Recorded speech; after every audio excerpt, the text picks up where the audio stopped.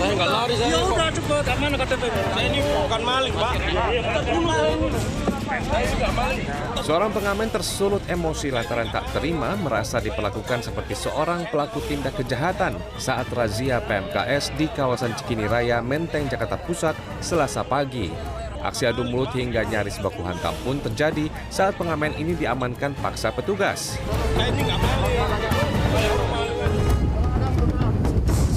Lain lagi dengan yang terjadi di atas jembatan kecil Harmoni Gambir, Jakarta Pusat Sabtu lalu. 3 kawanan pengamen cilik ini langsung berusaha kabur saat akan diamankan petugas Satpol PP. Sementara bocah pengamen lainnya nekat berusaha terjun ke dalam kali.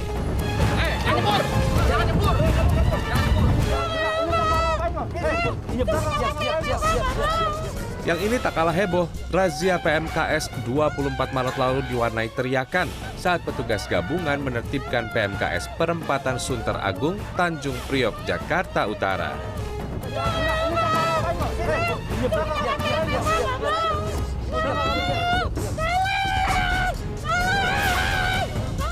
Bagaimana dengan reaksi warga? Ada yang cuek saja, ada juga yang tidak tega. Tapi apakah kita sadar bahwa tindakan untuk mereka juga disebabkan oleh kita semua? Ya, keberadaan mereka karena masih banyak pengguna jalan yang memberi sumbangan. Nah, ini yang perlu kita tahu. Peraturan dan ancaman PMKS berlaku juga untuk pemberi sumbangan. Jika Anda memberi sumbangan kepada peminta-minta di jalan, petugas berhak menangkap Anda dengan ancaman penjara maksimal 60 hari atau denda maksimal 20 juta rupiah.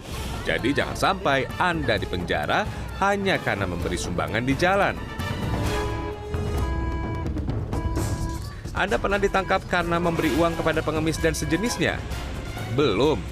Iya, karena sanksi penertiban hingga saat ini lebih banyak dijatuhkan kepada pelaku PMKS. Jika masih banyak yang memberi sumbangan, ya jelas saja keberadaan PMKS tumbuh subur di sudut kota karena masih ada peluang cari uang bagi mereka. Alasannya, kasihan, rasa kemanusiaan, dan lain sebagainya.